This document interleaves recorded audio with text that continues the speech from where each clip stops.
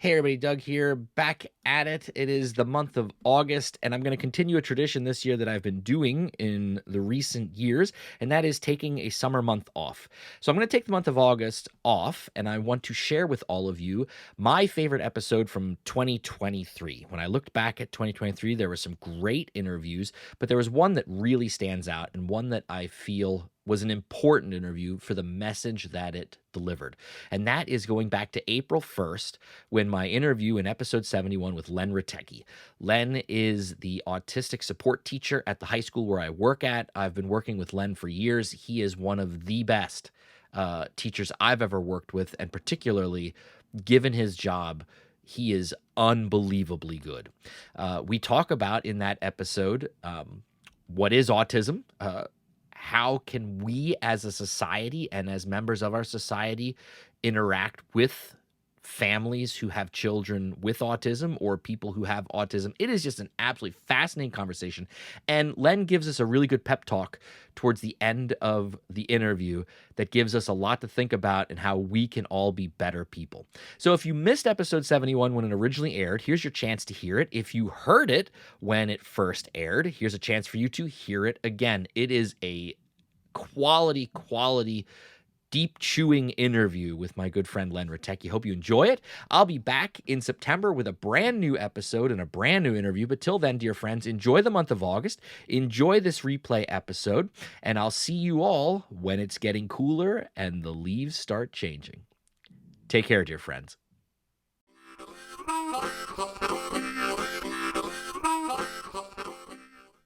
Singing Dutchman Productions.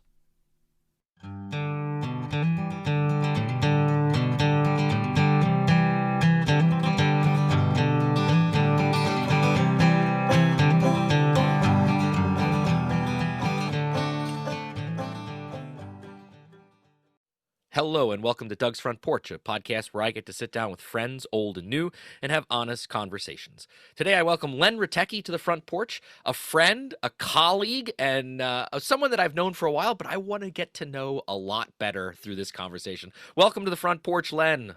Hey, Doug, really appreciate the opportunity. It's great to sit down on the front porch and have a conversation, buddy. I only wish we were actually on the front porch instead of a Zoom call.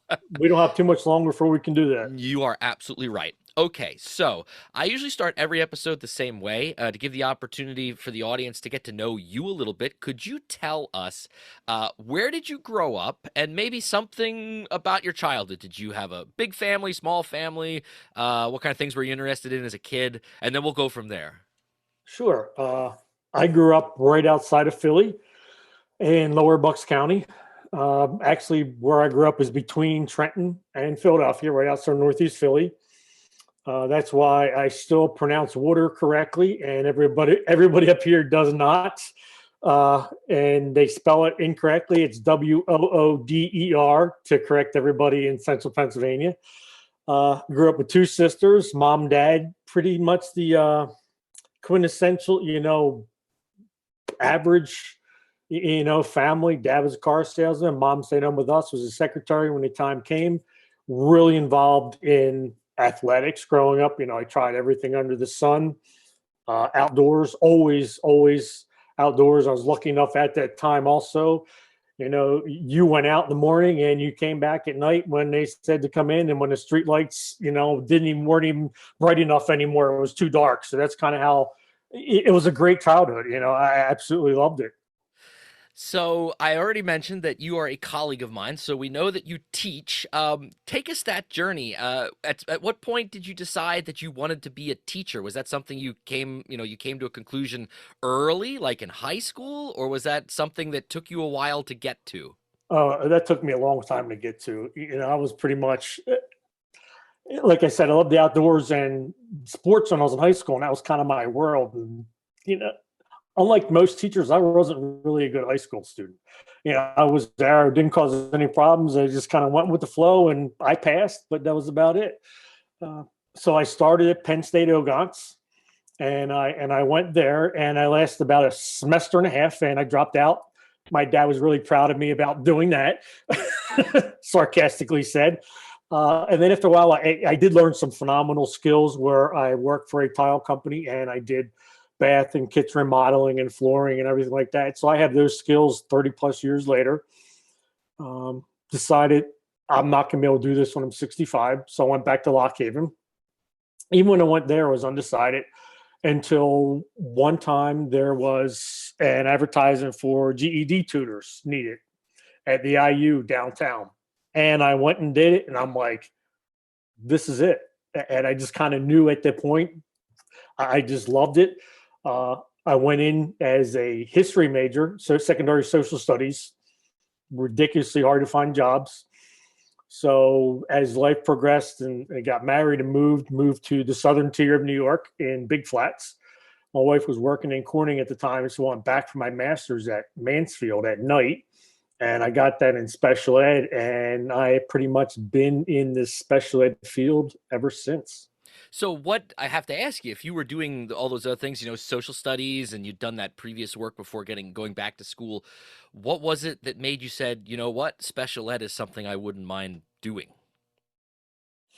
Well, that's what my wife was involved in from the get go, and you know, getting those substitute jobs when I was nothing else was available, that was there, and there at the time there were just a lot more positions available in special ed, and in my mind, I know there was a difference, but I was teaching, so I really didn't say, "Oh, this is so much different than that." It's a teaching job, so okay, so I went and did that, and I just fell in love with it. I've done everything since, as far as special ed can go.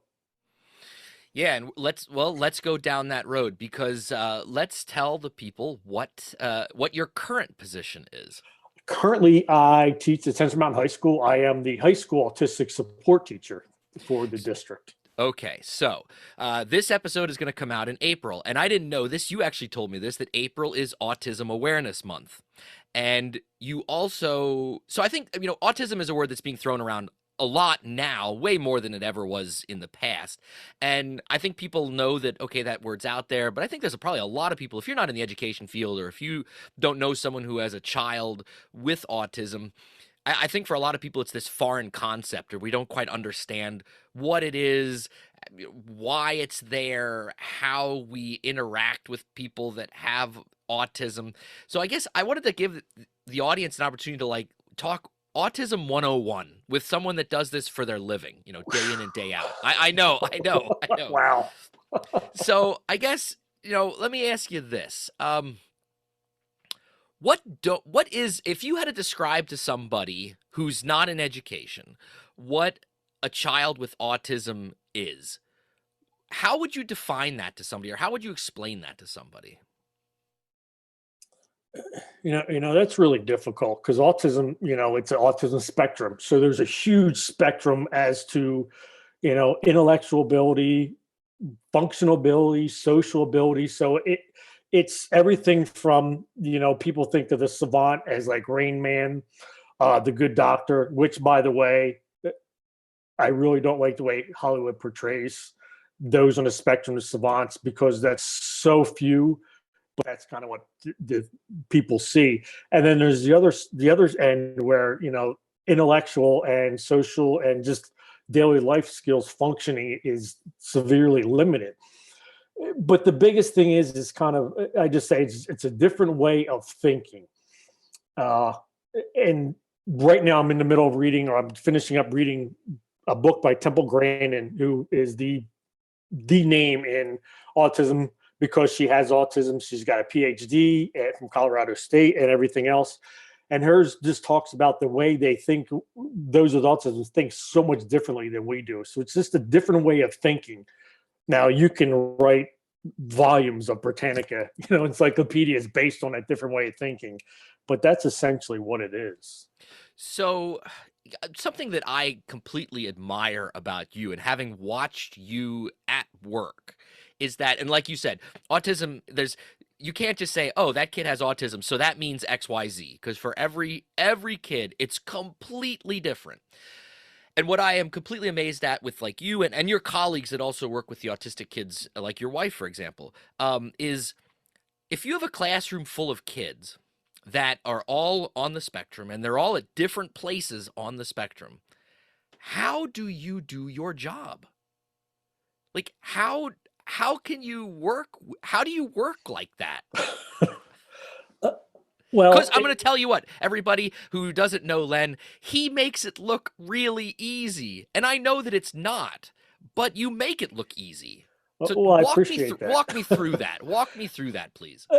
And hasn't always been easy. It still isn't easy. I mean, experience definitely dealing with, in the field of autism, experience is unbelievable.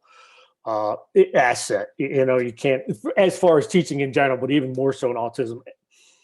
And with all the student teachers and participators, anything like that I have in my classroom, I always tell them the same thing. When you come in here, you can do it. If you can do this, I can teach you anything you need to know. If you can't, I can't teach you enough. You just have to be in there and you have to know, okay, I can do this. I can't do it. There's nothing wrong if you can't. Your strength just lies somewhere else. What that something is, that it is difficult. I know teachers have eyes in the back of their head and they can hear everything. But just that feeling, I just, once I get to know my kids, I've gotten really good at, and the people I work with, they're really good at, this is what that person needs. This is what that student needs. I rely on my team tremendously, where if I can't, Tammy in my classroom, she'll pick on it if I can't. So there's always somebody, and we're always watching our kids. And it's just kind of the flow. Like you said, it's always moving. Always, the kids are always moving. And we just kind of fit in with that flow. And it's kind of, instead of trying to like dam that flow up, we just let that flow go and we go with them. And we keep an eye on them as they go, which, and at times it can be difficult, but I'll tell you what, it's at this point in my career, I couldn't imagine doing anything else. How do you deal with the kids that, some of your students are predictable, because some people that have autism, they have their tics, you know exactly what to expect. If this happens, we know that the reaction is going to be X. But then you also have kids that come through on the spectrum that are unpredictable, and sometimes that unpredictability can be uh, dangerous, to themselves and to other people around them. It can be um, so many different things. How do you work in that scenario? How do you work with those kids and not lose your mind? Uh, that's really good. The biggest thing I always look at is with the students, and I tell everybody, they all have reasons. There are reasons for their behavior. Okay, and my job is to figure out what those reasons might be, and that's the difficult. It's another never ending, you know, uh, checks and rechecks. Okay, this isn't it. Maybe it's this. Maybe it's this. But through experience, I'm able to go through those checks much quicker than I used to figure out what it is. And I really have to take a look at yourself, because it could be the time. Am I the one causing those reactions? Can it be something I'm doing that's causing those reactions? So I really watch myself a lot more until I figure it out, and then we can kind of grow from there. But once again, the staff you surround yourself with is huge, and it also helps. My room is an open door for anybody at any time wants to come in. So the amount of staff that comes in and they'll pick up things that maybe I didn't, and they'll just say, "Hey, there's this going on and this going on," and they'll see things, and that communication is like, "Oh, okay, now I can kind of figure it out." And once again, the communication with the family. So the communication is huge, and just that, when you walk into a room, you get that feeling, like, uh-oh, something's going on. You can't tell me why you think that way. I don't know what that is, but when there's an argument between two people, you get that feeling. I just have that feeling with my students, because I've known, because I do have them. I had them for a long time. Some of them I have 5, 6 years, and then it's just intuitive. Does your brain ever get a chance to shut down at work, or are you on like hyper alert your whole workday? I'm on hyper alert 24/7. Honestly, even when I'm not at school, I'm doing things with reading about it, studying it.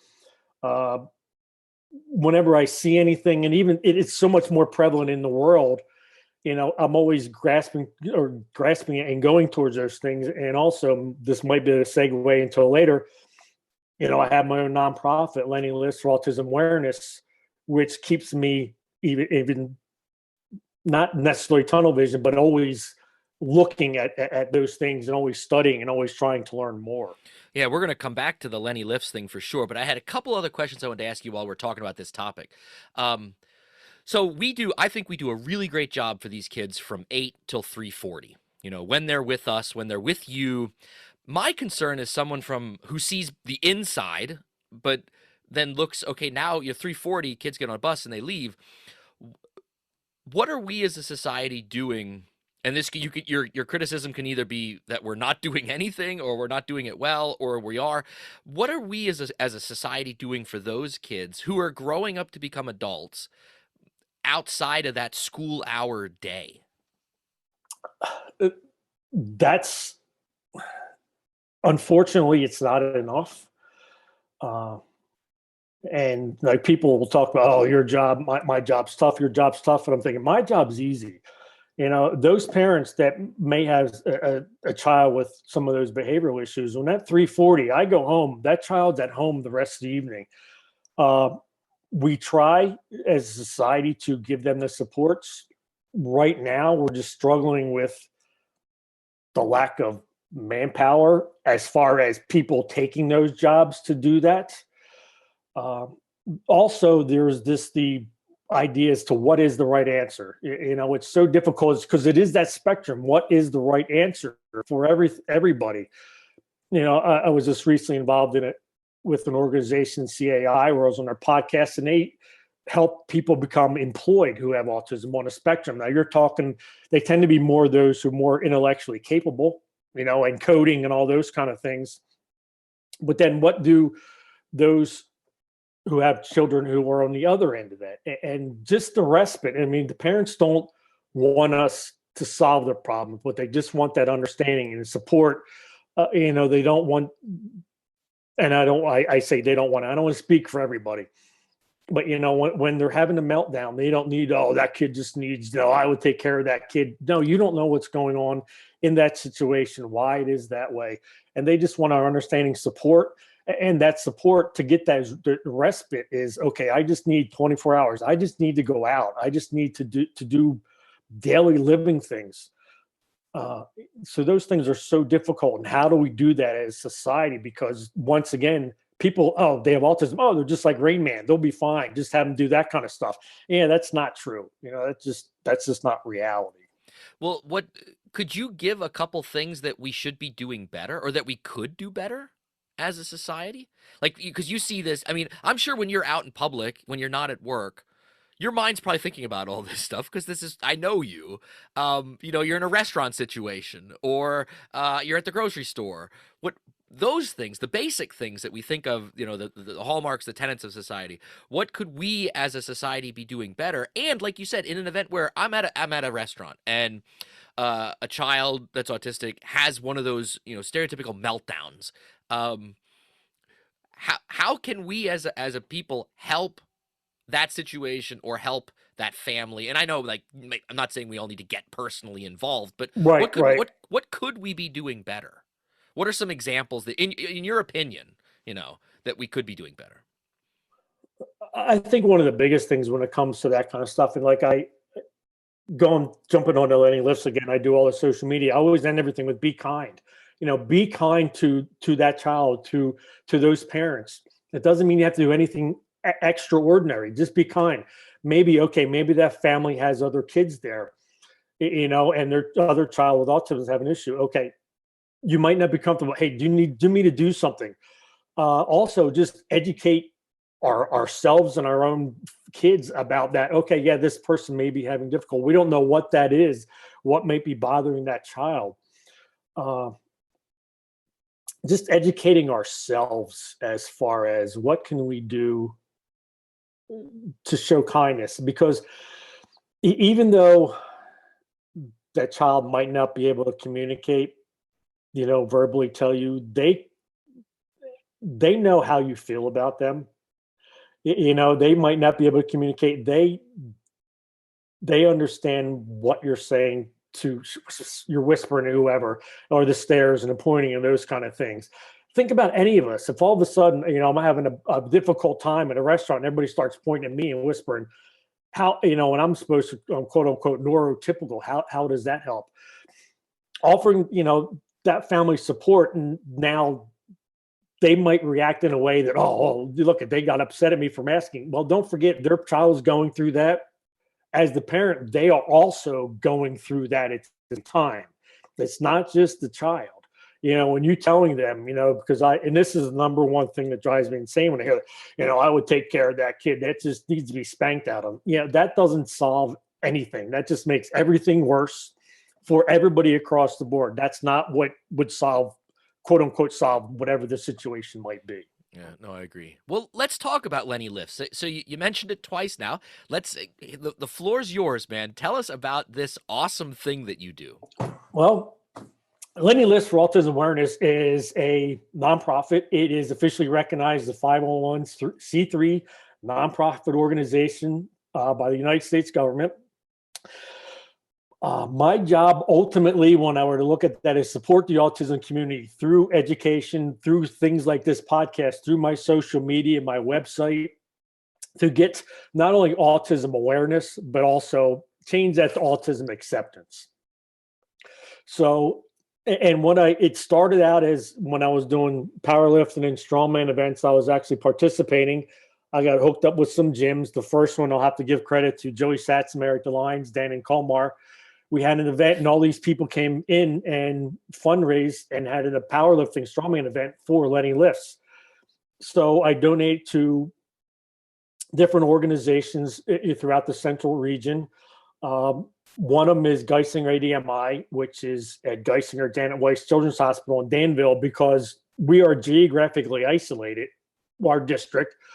So our kids have to go to ADMI to get any kind of services, Also in State College, the Acres Project, when we're looking at the other end, is for adults who are looking for employment or skills to get those jobs we talked about earlier. So I do that.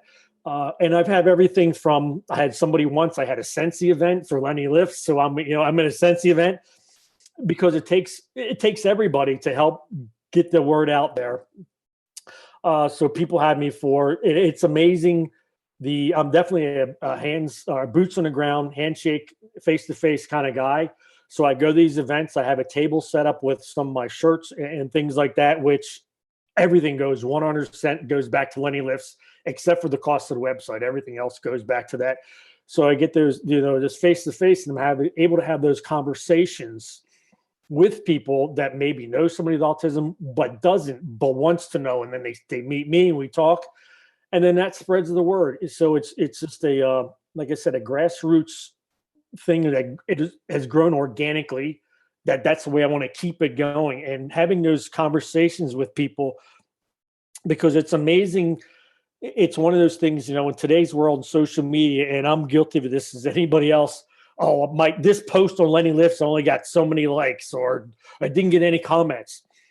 And so I start thinking, oh, I don't know what I'm doing. And then all of a sudden I get a message from somebody, in the Midwest, or like Lenny Lifts shirts have made it to the UK, out all the way out to Oregon and Utah and Kentucky and down south.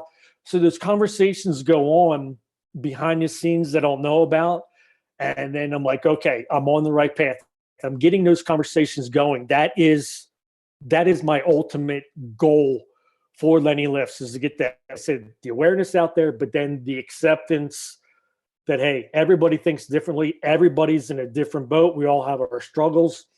We all row together. We're going to get a lot further though if we're all rowing in different directions. Yeah, and I'm gonna absolutely put a link to your website in the show notes, so anybody that wants to learn more or check out, definitely will be able to click the link.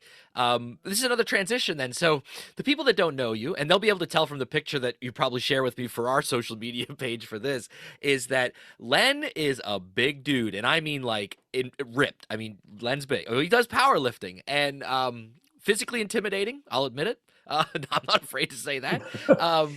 So whatever got you in this going is, I know you also do martial arts. I mean, What put you? You said when you were growing up, you were an outdoor kid. Were you someone that young already that was into, working out and lifting, or was this something that you developed a love for later? Growing up, was I did the soccer, the baseball, the track, the basketball, and where I was, and I've always been involved in that and being outside. Uh, then the typical high school boy, oh, I gotta get muscles, I gotta work out. And that's kind of had that ego kind of thing. And that just kind of carried through college and then after that. And then I met two of my best friends, Terry and Shannon, and they're monstrous. They make me look like I'm definitely the little guy. And we just kind of went from there. And I got into the powerlifting strongman. And then I kind of combined as I've gotten older, I've kind of gotten away with that just because my body's saying, hey, you need to change a little bit.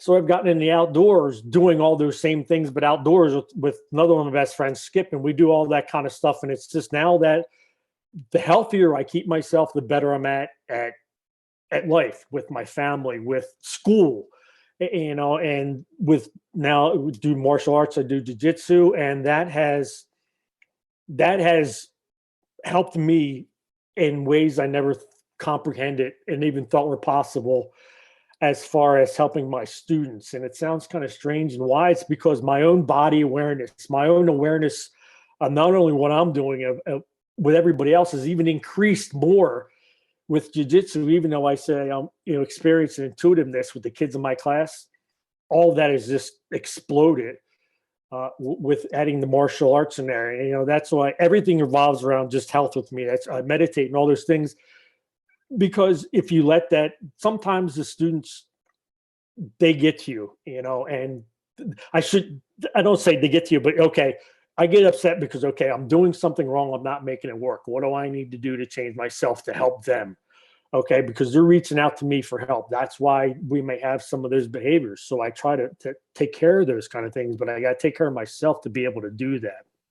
Yeah, okay. You make that sound. I agree with you 100% philosophically, but people, I need to let you know. Of course, I'm friends with Len on social media, and when he talks about being outside with his friend Skip doing stuff, let me just give a taste of one of the things he's doing. It's the middle of December, and he is topless in a creek, a mountain fed creek, or he is out in the woods lifting giant rocks just for fun. Well, for me, it looks, I guess he's doing this for fun, or Definitely for fun. lifting giant tree trunks. These are the things that he's doing. And okay, Len, you're over 50 years old. I mean, the average 50 something year old person is not out there on a 30-degree day in a mountain stream dunking your head underwater or picking up rocks. So when you do those things, I have to ask you because I am not into that stuff. I'm an outdoor person, but I'm not going to jump in a creek in the middle of December.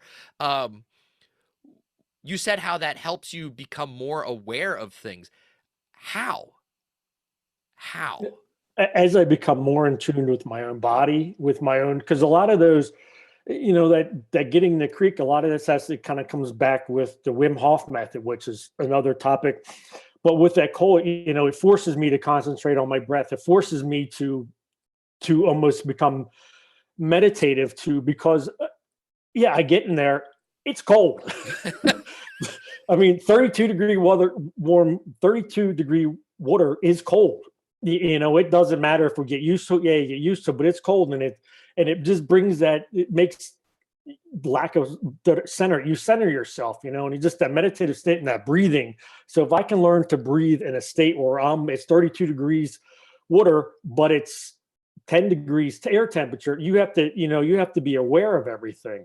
You just can't do that without being prepared for those kind of things. And to be honest with you, it is really enjoyable. I love that. You must because you do it so much. I know. Yeah, it's an addiction, I think. Well, I was going to ask you this kind of as like a wrap up on all of this stuff. And I think people can understand just from listening to our conversation so far. You are a very, very driven person. Where do you think that comes from?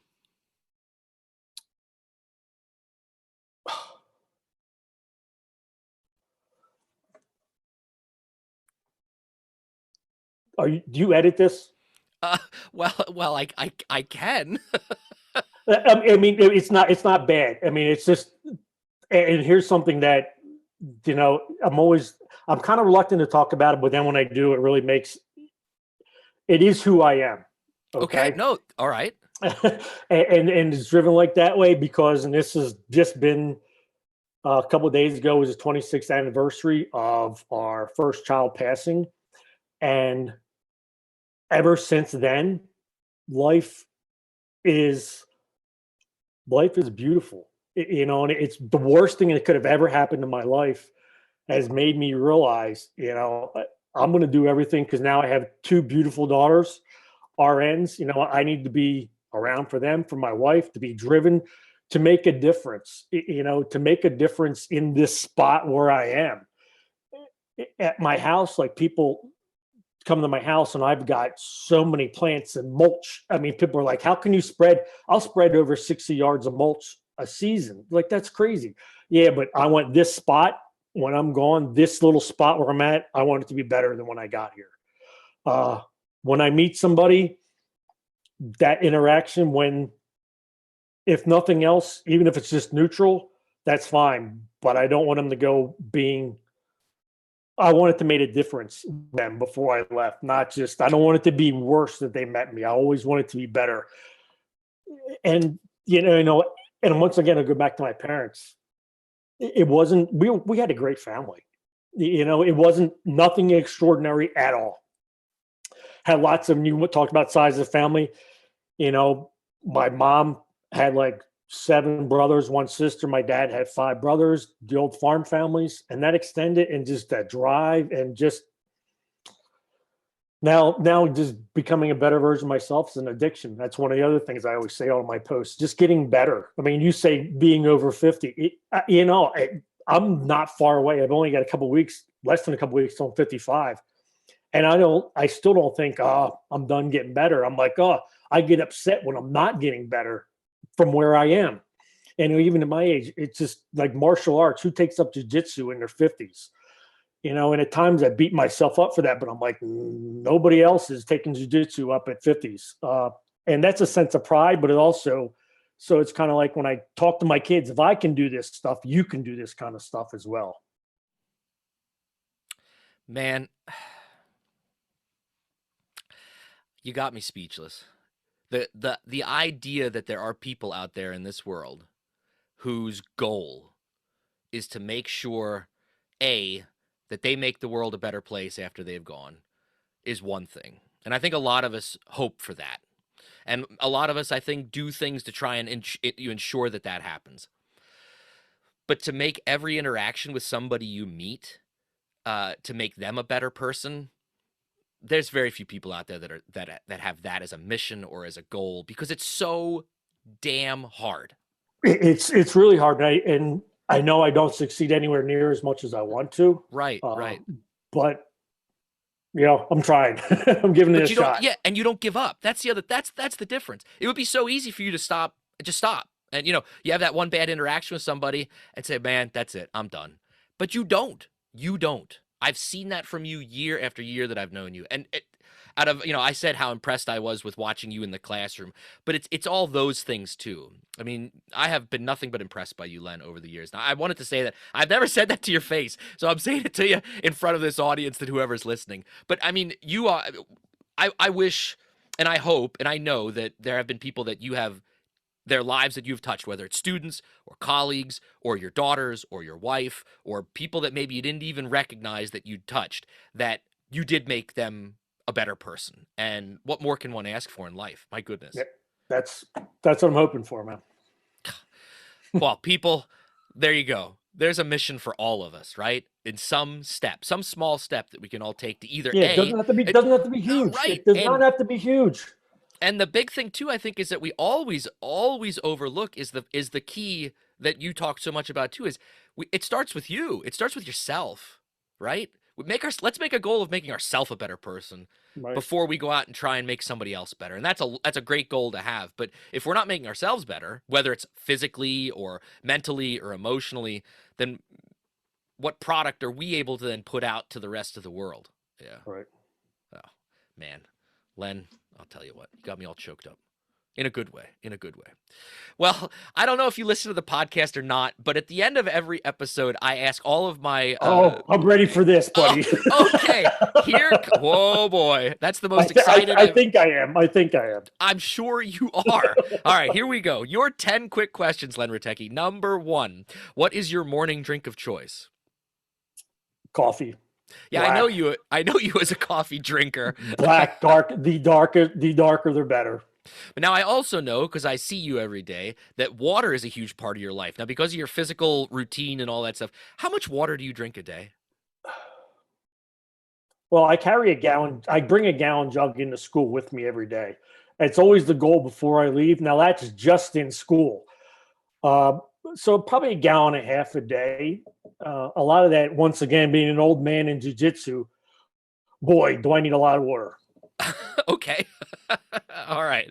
Okay, number 2. Who is a go-to musical artist or group for you?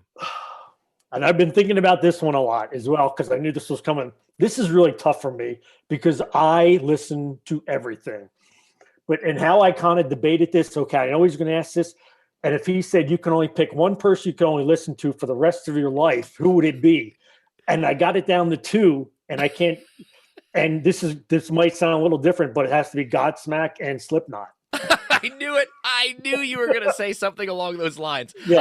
I had a guess. It's funny though, everybody. I mean, Len is that kind of person that would listen to Godsmack or Slipknot. But when you walk into his classroom, there's always some kind of like calming music playing, which I'm sure helps the kids that are in there. Absolutely. But I was often wondered, while that's all playing, is what's going through your mind? Is it heavy metal going through your mind while the Well, it's interesting. I mean, and kind of go that with being with near Penn State. I mean, I've gone to go see Slipknot, and then I also got to go see Yo-Yo Ma. Yeah, right. So, and that's like another point of me that I'm really proud of myself. I'll listen to all of that. I love Vivaldi, Tchaikovsky, Rachmaninoff. I love all them, but then also put on some Slipknot and let me bang my hair. I'm good to go. And if you don't know me, I have no hair. That's why that's funny. That's great. Oh, man. All right. Okay, number 3. What movie can you watch over and over again and it never gets old? Well, this is going to be one of those because those who know me know this, and this is going to kind of destroy my tough man persona. Okay. But I could watch the original Grease all the time. All the time. That came out of left field, man. I never would have imagined that. And let me help recruit myself. Band of Brothers as well. That's another one. But definitely, yeah, Grease is on. I got it on, and everybody's like, "Oh, not again." I'm like, I can't help it. It's Sandy. I mean, it's Sandy. All right, I do have a quick side question for you because you kind of talked about this a little bit earlier in our conversation. You said that you're not happy with how Hollywood tends to portray autism. Is there a movie or a TV show out there that you know of that you think portrays it correctly or well? Well, I can't remember the streaming service, but there's the movie out there, Temple. It's about Temple Grandin. And it's about her life, and it portrays her, I think, really well. Another one, though, this is just personally, I think it might, once again, I can't remember. It's just called Atypical. It's about a teenage boy that's on the spectrum and with his family. And I think his is rather realistic because just going with this, everybody thinks about the savants. And they might see like Rayman, but they also don't realize there's people that are savants. Usually, now once again, there's no such thing as always. Usually, they have a difficult time with basic daily functional skills. So, but that at the moment, those would be my 2 that I would say. Okay, that's good. I'll have to check them out because I wasn't familiar with either of those. So, okay. All right, number 4. What's the last thing that you read? That once again, that's a difficult question because I drive my wife crazy because I will have 6 to 10 books going at the same time. How do you do that? Oh, man. Okay. I've always done it. So once again, the last in the middle of two books right now, both on neuroscience. One is by Temple Grandin's newest, Visual Thinking. Another one is Behave by Robert Sapolsky, which deals with neuroscience and how it affects our behavior. But then always in the background, if in between those, I always have a several philosophy books going at the same time. Okay. All right. Number 5. What is your favorite pizza topping? Extra cheese. Extra cheese. Okay. All right. Laying on the beach or going for a hike? Oh, going for a hike. Yeah. Shirtless, carrying rocks, right? Absolutely. The colder, the better. The colder the better. You have invited me over for dinner. What are you making?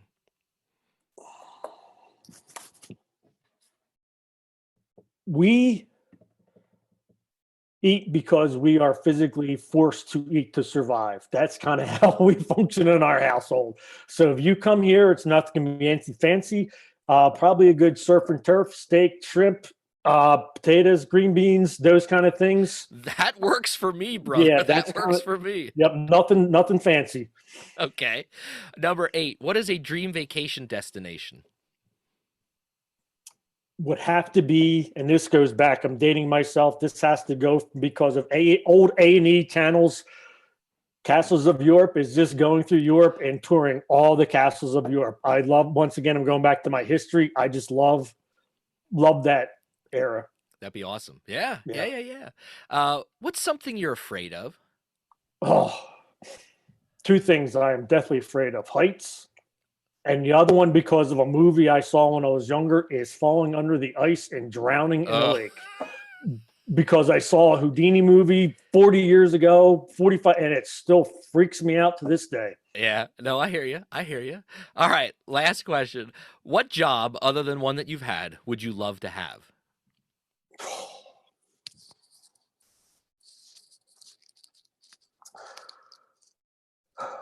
Ultimately, I would love to work for the best football team in the world, which we both know is Manchester City. So if I could do something for them, all would be golden.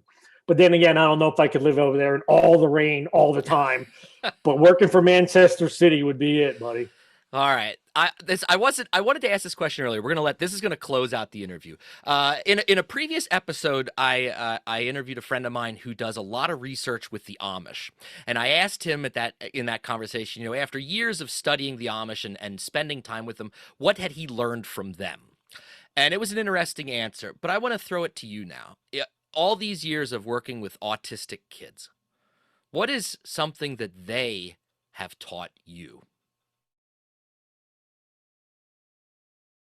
The power of kindness. They are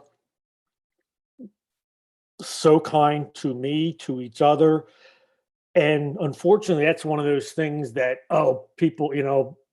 people on the spectrum don't like to be touched. Yeah, not with the kids I know. Oh, they're not empathetic. What are you talking about? That I know people say that, but the power of their kindness and their enthusiasm for every success that they have. Like we need big things before we're excited. Every little thing when they accomplish something is huge, and that is so contagious. And when you're in that, and they're kind to somebody else in the classroom, they might not even interact with each other, but then somebody does something positive, they let them know they're doing the right thing. And that kind of goes back to all my thing: be kind, man, be kind. There's no better way to end this episode. That's the order for everybody. Be kind. It's Yes, so easy. So easy to do. Absolutely. Len, it has been an absolute pleasure having you on the show. You gave me a lot of things to think about myself, and I'm sure the other people listening to the show as well. Thank you from the bottom of my heart for the work that you do, because not everybody could do it, and you do it so damn well. So I really appreciate that. And on the opportunity to come here to talk about, I don't know why anybody would have listened about Len Rutecki, but you gave me that opportunity, and Lenny Lifts. But thanks for your time, and to make the world a better place, man. Yep. Everybody, you can check out Lenny Lifts. The website will be linked in the show notes. And again, Len, thanks so much for coming up the front porch, and I can't wait to talk to you again in the future. Thank you, sir. You have a good one. You too, brother. Okay, take care. Thank you for listening to Doug's Front Porch, a conversational podcast with your host, Doug Maidenford. If you enjoyed this episode, I'd love for you to subscribe, rate, and give a review on iTunes, Spotify, or wherever you get your podcasts from. 5 stars only, please. Follow along on Facebook, Twitter, and Instagram. Just look for Doug's Front Porch. Also, please feel free to tell all of your friends about the show, and I'll see you all next time on my front porch.